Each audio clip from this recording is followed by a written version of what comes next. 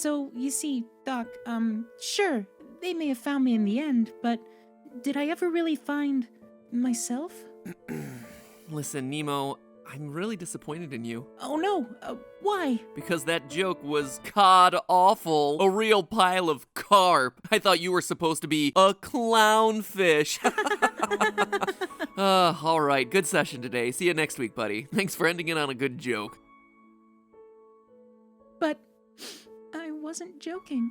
Hello, Internet! Welcome to Film Theory, home to the most sophisticated fan theories on the internet. With Pixar back in the news for its newest film, tale of two guys living in a gritty urban world filled with magic called Bright. Fairy lives don't matter today. Wait, Will Smith is in this? I had no idea! He is everywhere these days, isn't he? Oh, wait, no. Sorry, got it confused with the other movie about two guys living in a gritty urban world filled with magic. This one is called Onward, which, if I'm being honest, is an equally non-interesting, non-descriptive title as Bright. So really, the two movies are practically the same thing. Anyway, none of it matters because I haven't seen it yet and I ain't talking about it yet. Nope, today we're flashing back to Pixar's past with a deep dive into the Finding Nemo franchise to explore a plot point that may have some significant implications for our dad-son duo, as well as the eventual third movie in the franchise, because we all know it's coming. Now, obviously, animated movies with talking animals are expected to take a few liberties. Going in, the audience understands that not everything in the movie is going to be 100% realistic. It's why most of us can watch the circle of life scene from The Lion King without needing there to be a zebra getting its throat ripped out by a hungry cheetah. However, there are some people out there who just can't stand a movie with factual inaccuracies like that. And no, his name is not just Matpat.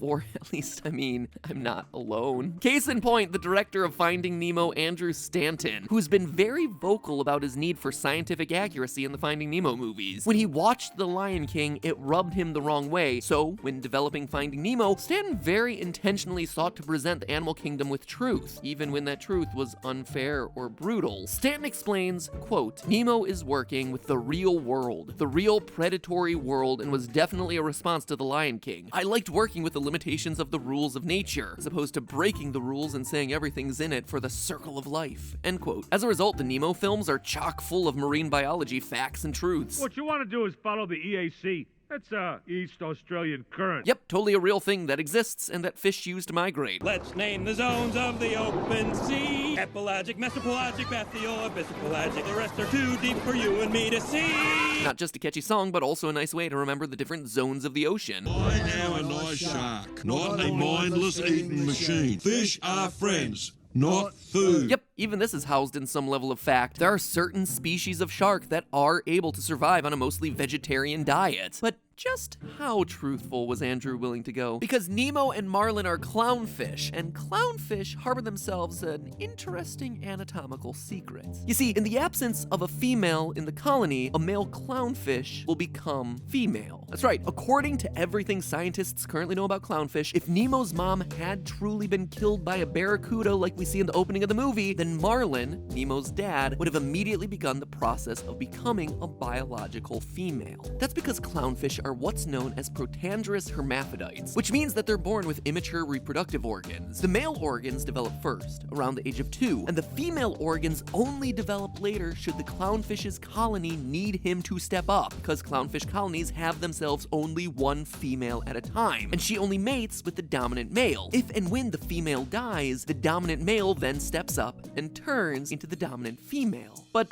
that's not the big reveal I'm talking about when it comes to Finding Nemo. No, there's one last twist to the story. With our dominant male, in this case Marlin, now female, it leaves the role of the dominant male vacant, which means that one of the immature males from the colony has to move up into the role of the breeding male. But in Nemo's colony, there's only one other fish to fill that role, Nemo himself. Meaning that when Marlin transitions into a biological female, Nemo would then biologically be required to move up into the role of the dominant male. In other words, in a completely realistic version of this movie, Nemo would then procreate with his own parent, Marlin.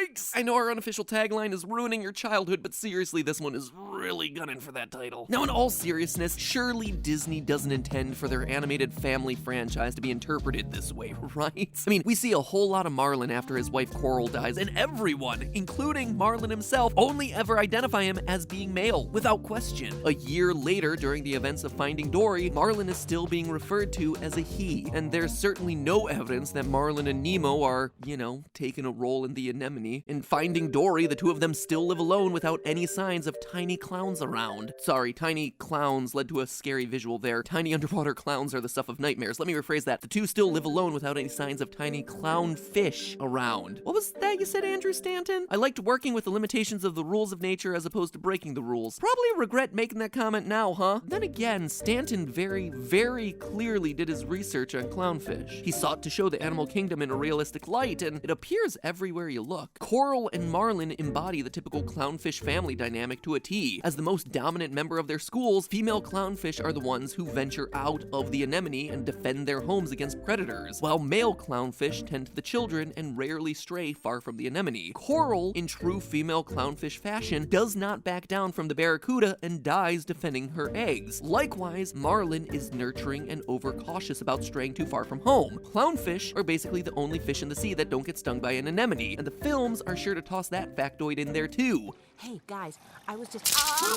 Dory! Even when we get to Finding Dory, the aquarium is littered with marine biology facts. So just how far were they willing to push the scientific factuality of this movie? Well, this will come as a surprise to very few of you, but I have myself a theory. A film theory! I think they're doing it. I think this is exactly what is happening in these films. Not the part about Nemo, obviously, that would be a line too far, but I do think that Marlin may in fact be changing biologically to a female clownfish right in front of our eyes. Just hear me out on this. As you might assume, it's gonna take some time for the dominant male clownfish to fully change biologically into a female. In fact, a 2019 study found that a dominant male clownfish's organs can take years to fully develop into female parts. But they also found that the change from male to female begins first in the clownfish's brain, before any actual physical changes are detected in their mating organs, meaning that a dominant male clownfish's behaviors will turn female almost immediately as soon as the death of the female clownfish happens in the colony. So again, to summarize, because this is important, the behavioral changes happen right away, and the physiological changes occur later. So what does this mean for the character of Marlin? Well, it means that Marlin should be exhibiting female behaviors shortly after we see Coral die, and wouldn't you know it, that's exactly what we see happening. Let's create a timeline, shall we? Marlin's transformation begins the moment Coral is killed by the barracuda. We'll call this day 0. At that point, Nemo is an egg that's just a couple of days from hatching. After the barracuda attack leaves Marlin with only one viable egg to raise, we leap forward in time to when Nemo is a juvenile clownfish, which would put him between the ages of 9 and 15 months old. At this stage, a fish in Marlin's position should be exhibiting a fully developed female brain, and we'd expect to see Marlin exhibiting female clownfish characteristics and behaviors, like issuing warning calls or even launching attacks while remaining cautious about venturing too far from the anemone. And as the films progress, we do, in fact, see Marlin becoming assertive in brand new ways. He's been battling sharks and jellyfish, all sorts of... That can't be him. Are you sure? What was his name? Some sort of sport fish or something. Tuna? Trout? Marlin?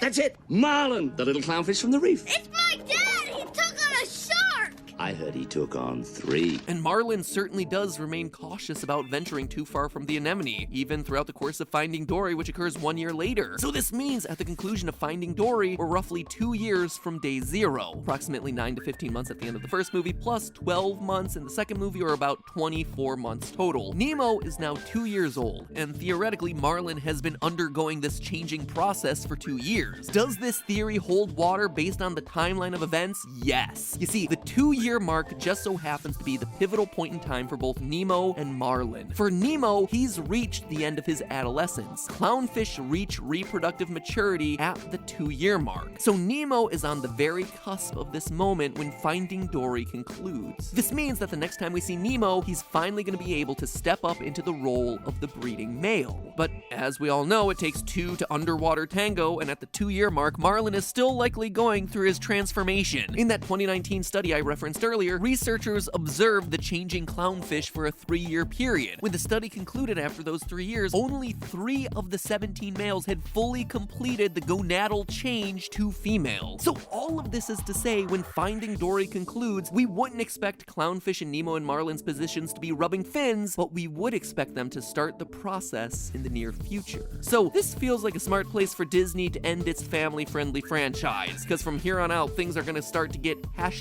#awkward. So there you have it, folks. This is why we're never gonna get Finding Nemo 3, because if the director is truly committed to scientific accuracy in his movie, then there is no world where a Nemo 3 could happen. Surely nothing could convince Disney to undermine its commitment to entertaining broad family audiences with base-level entertainment. Not even money, right? Right? Well, just how much money are we talking about here exactly? Because from a financial standpoint, the Finding Nemo franchise is an absolute cash cow. The Finding Nemo duology has made more money than any other duology in Pixar history. In fact, when adjusted for inflation, Finding Nemo and Finding Dory are Pixar's #1 and #2 highest grossing films ever. And from a creative standpoint, director Andrew Stanton hasn't ruled out the possibility of a 3rd Nemo movie. Here's another quote from him. "I really do feel like this was the missing piece, emotionally, for the first movie. Now, I've stopped saying never for anything because there are a lot of characters that get introduced and we've broadened the universe for this movie. And again, I'm very used to seeing that world continue to open up from the Toy Story movies, so I've learned to just say, to my knowledge, I think everything that was born of the first movie is wrapped up, but we'll see," end quote. But let's take a look at that last comment, shall we? Everything that was born of the first movie is wrapped up. Not quite, Andrew. You see, I'm thinking the strongest argument for a 3rd Nemo movie is from a story standpoint. The 3 main characters in both these films are Nemo, Dory, and Marlin. First, Marlin found Nemo in Finding Nemo, then Marlin found Dory in Finding Dory, and up next, naturally, we would expect Marlin to find Marlin. This won't be so much a physical search for Marlin, as it is a story of internal discovery, as Marlin shoulders new gender roles amid his own biologically mandated role change. It's like a marine biologist's version of Transparent. He's discovering himself as a new fish, as the fish that he was always born to be. I mean, that'll be kind of tough to cut out for China there, Disney, but then again, some things are bigger than China. Disney could definitely use the PR after being pummeled in recent years for its lackluster portrayal of LGBT+ characters, and let's face it, a story like this is still rooted in the real-world science that Andrew Stanton founded these movies on in the first place. But hey, that's just a theory. A film theory. And cut.